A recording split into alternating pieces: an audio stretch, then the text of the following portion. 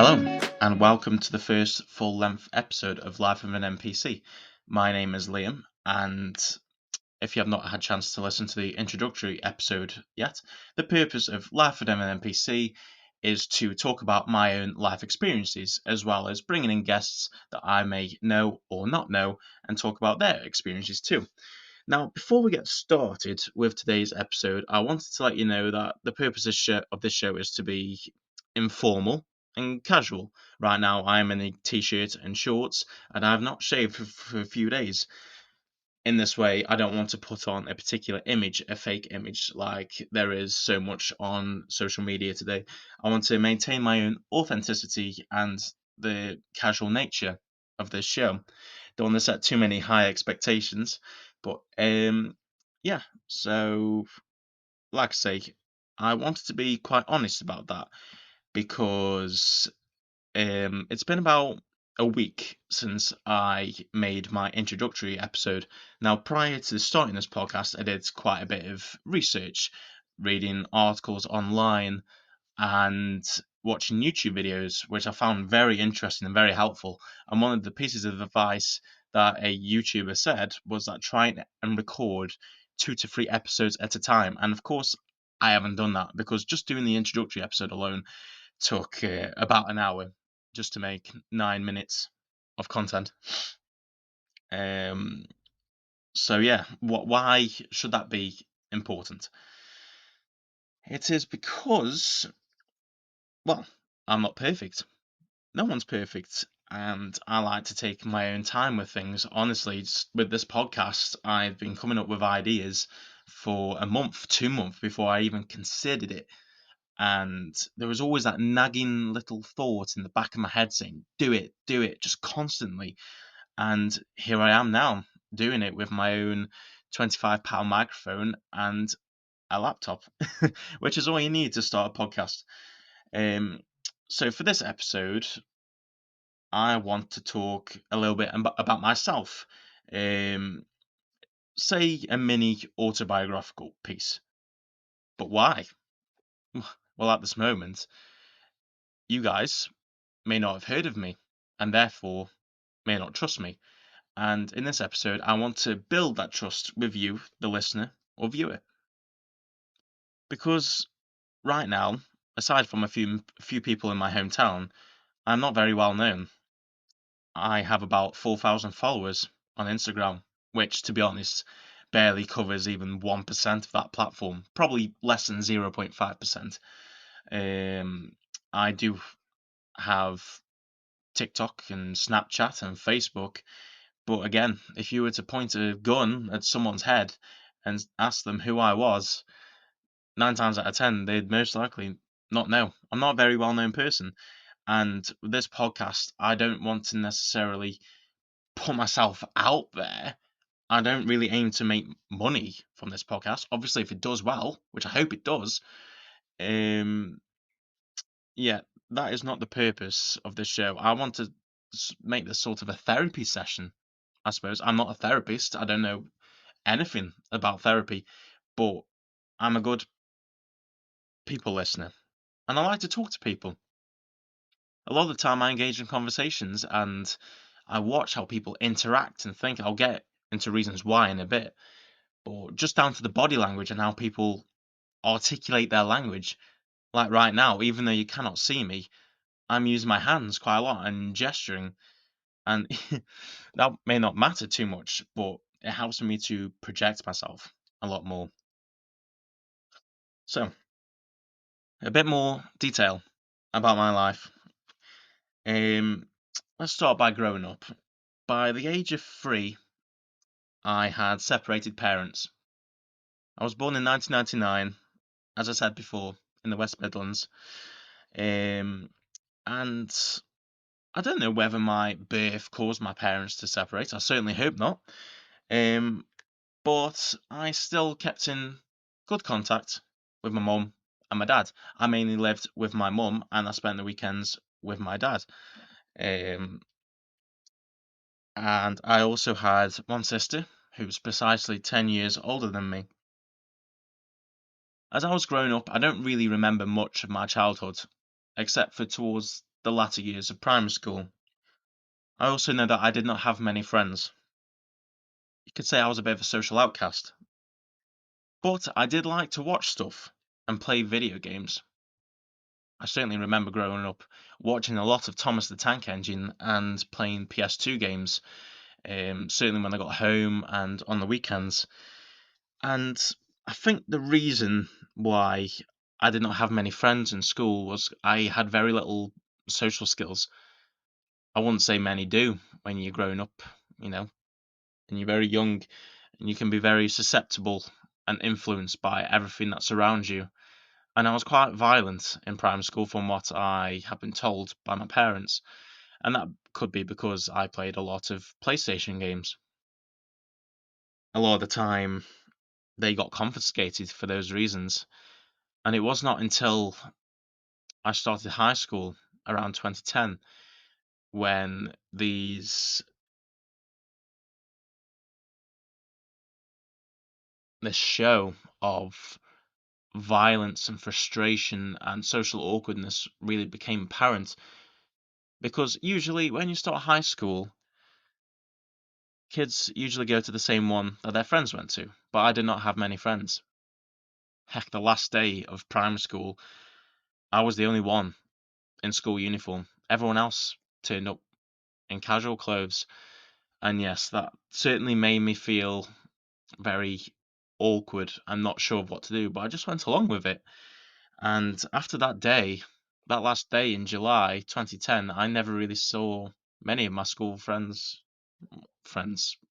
in speech marks, again. When I started high school, it was a very different environment. Primary schools are usually very small, and each year group is only about, what, 30 kids each? But in high school, that's amplified by 1,000. You roughly have maybe, what, 150 kids per year group split into 7 sets. It's a massive amount, and it was a huge impact on me. That first day I went into high school, I was terrified. There were two other kids from my primary school who were going to the same school, and I could not find them anywhere.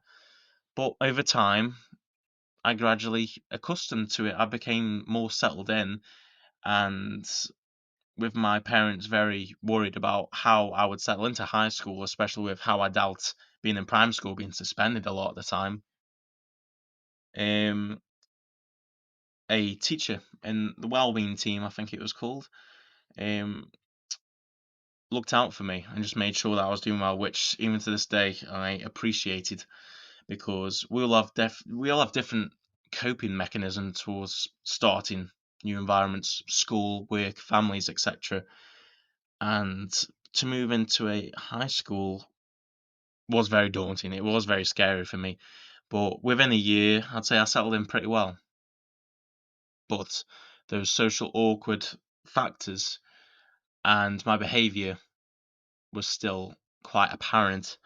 And in about 2012, I believe it was, I was diagnosed with mild autism.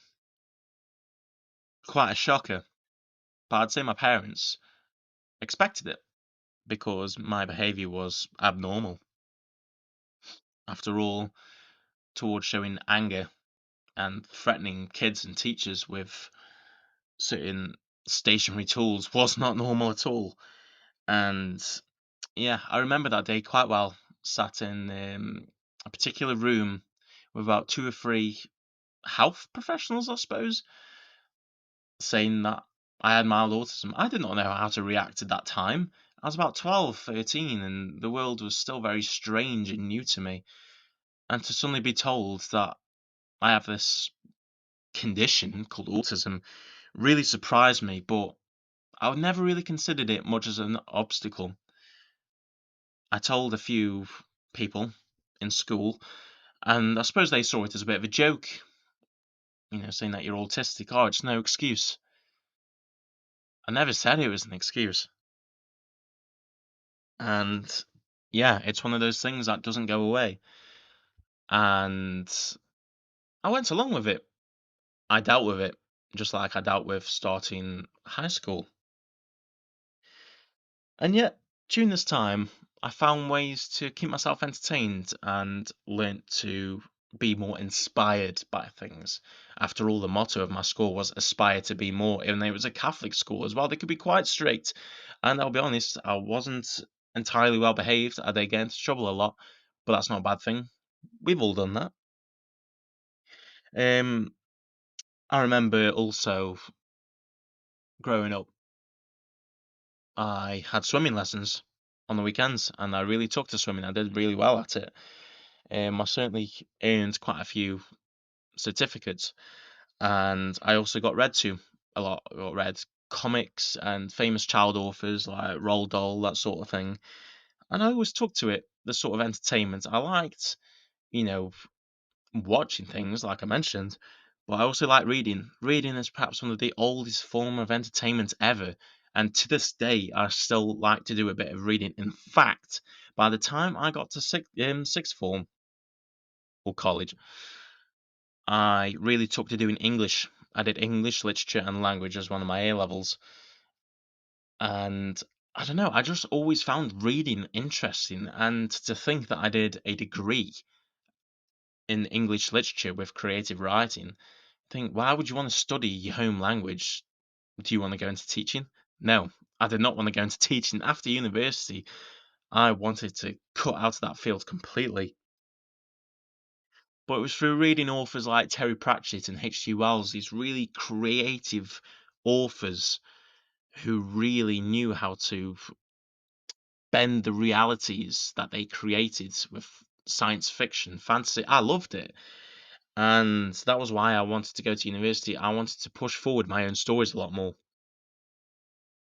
Even when I was in sixth form, I wrote a massive two-part novel, which was sort of like a parody of the War of the Worlds called The War of the Moles. And to this day, I still haven't got it published yet, probably due to a lack of direction, but it's still there, waiting for me, just like this podcast was waiting for me.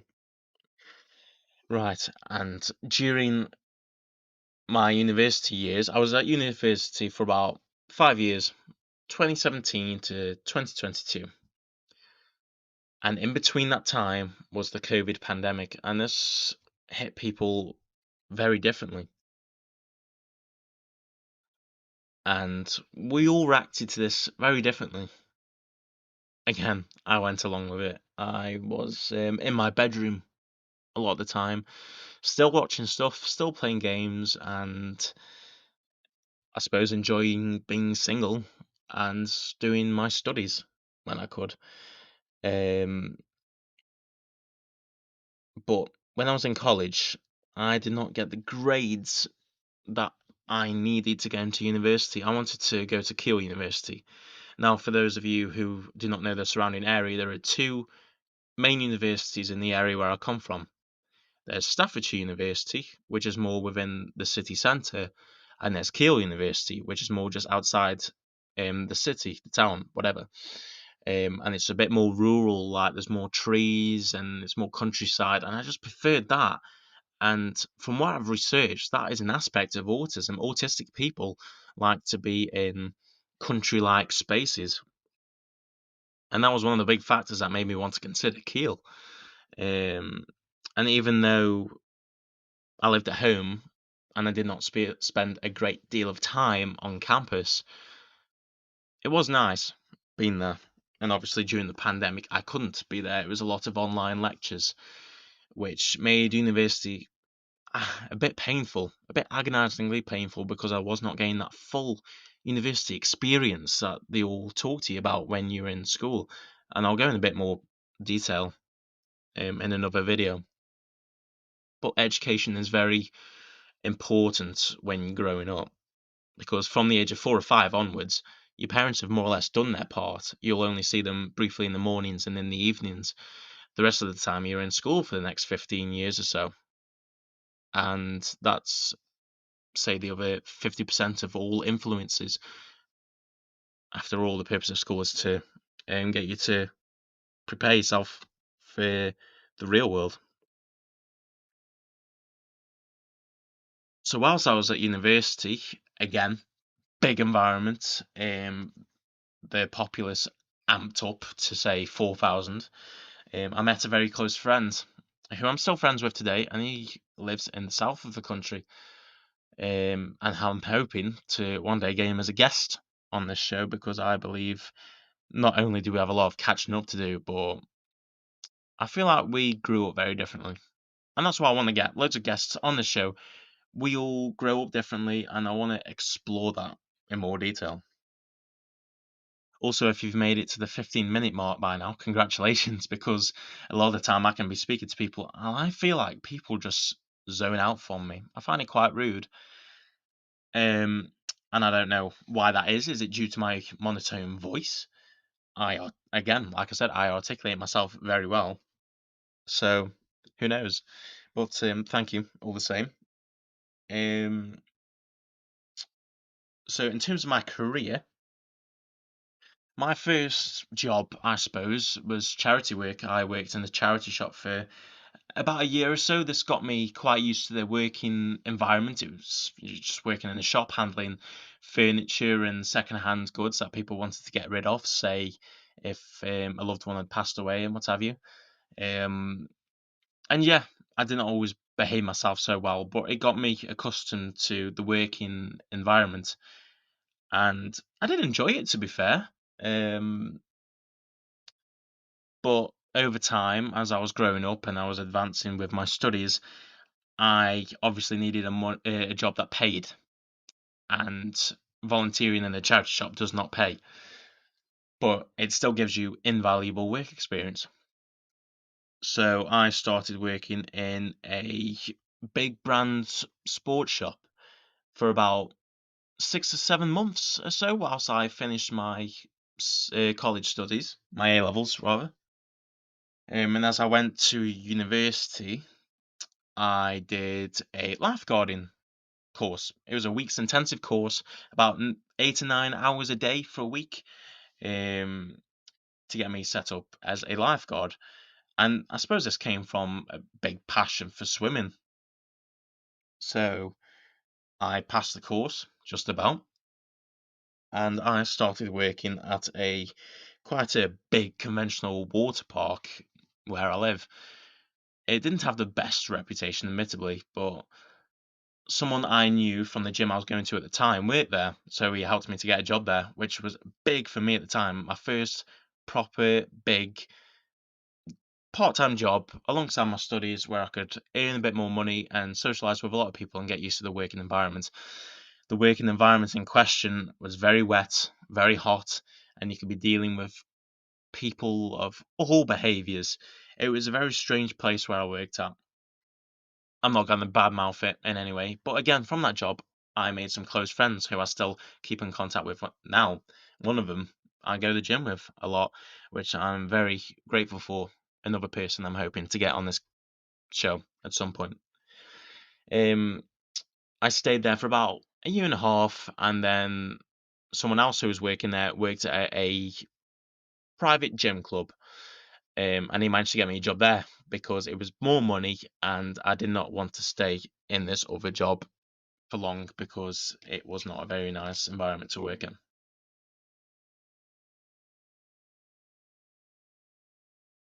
The job that I went over to was a bit more relaxed, but at the same time, very monotonous. Jobs can be very monotonous. I understand that.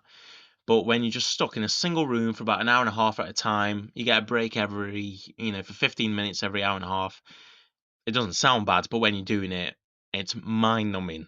You run out of thoughts, and I'm surprised I lasted as long as I did. Perhaps because the money was good and the people who I worked with were really nice. Um, During COVID, I stayed in that job. I got furloughed, which was very lucky for me because obviously not everyone got furloughed during the COVID-19 pandemic. A lot of people got laid off as well, but fortunately, I was in a sustainable job, I suppose. And then back in 2022, when things were a lot more normalized, I wanted to branch out a lot more. Yes, I'd been in the gym for about 3 years at this point, and I had been interested in PTing, but I never quite had that. goal, that drive to do a PT course, because again, you have to step outside your comfort zone a lot more. So what I did instead was I did a swim teaching course. Again, good pay, and I suppose interacting with kids was a massive different field for me, because to be honest, kids always scared me. But by 2022, I had a 3-year-old niece, so that kind of helped me to interact with children a bit better. I did a 3-day swim teaching course, only a level 1. Again, good pay, and I started swim teaching at this same private gym. Only did that for a few months though, because again, by this point, I had started to finish university. I'd had 2 degrees under my belt, and I knew that I was not going to get a career path in the gym industry in English and creative writing. So I started searching for jobs, and I eventually came across this SEO digital marketing role. And to this day, I still have the job, and I really enjoy it because I just have such a passion for writing and creativity.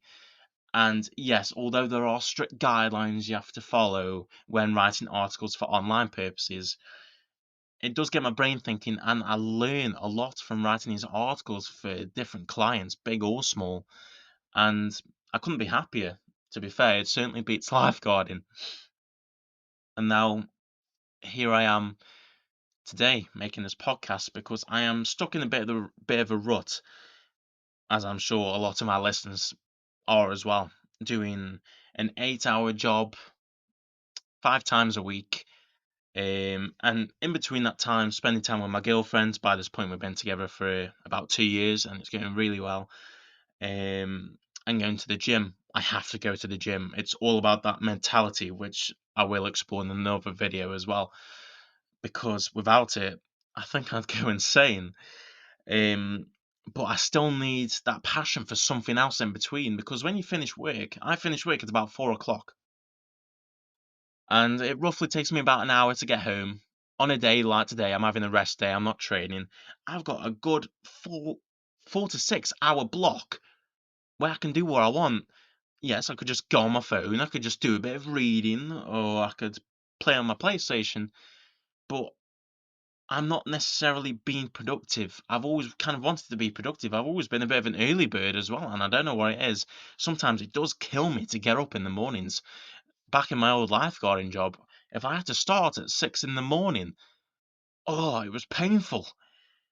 And it could be the slowest hours of your life, 6 till 2. But I don't know. So long as it's after 6 when I can wake up, I can deal with that. And that's just the way I like to go about it. I can be a lot more productive in the evenings as well. Right now, it's about 7 p.m. on a Wednesday, and here I am making this. So yeah, that's where I'm up to really. I do have a lot of stuff on my mind. Certainly, when I was a lot younger, I was worrying about being single and being popular.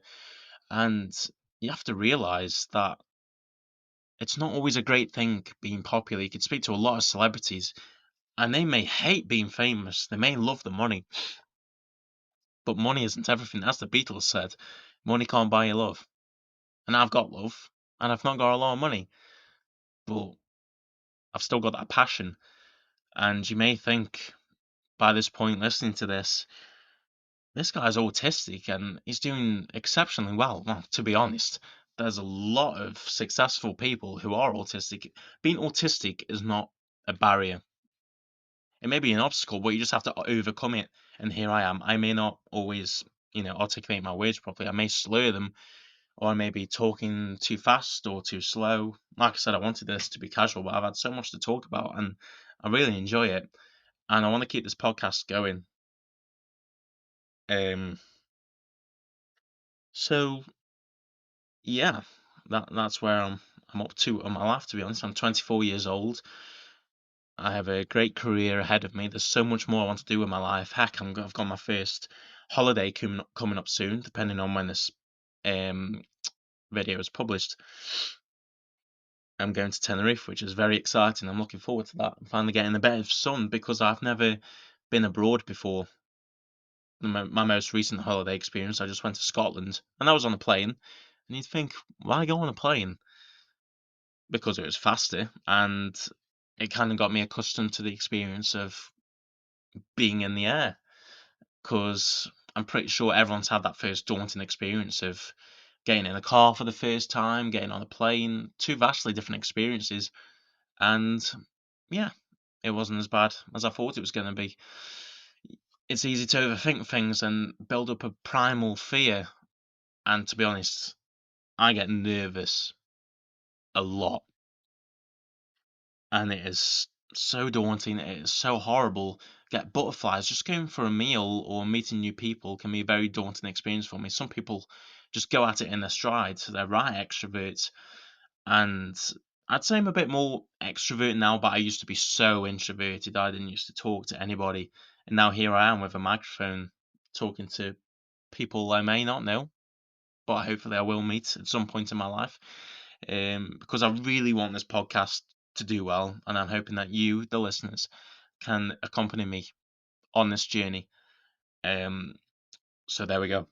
Thank you for listening to my first full-length episode of Life of an NPC, um, and allowing me to talk more about my life to people who don't know me and I don't know them. But that's the exciting thing. I want to talk to everyday people, you know, mechanics, doctors, drivers, and I don't know, lifeguards, and so many, so many different people in so many different occupations. And obviously, I will talk a bit more about myself then. I may find myself maybe even repeating in future videos, but that's not a bad thing because I've set the initial stage about myself here. I've prepared you guys for what I'm like. I suppose very unpredictable. I've gone in all sorts of tangents here today, but I appreciate you guys listening, and I appreciate you joining in on the next episode.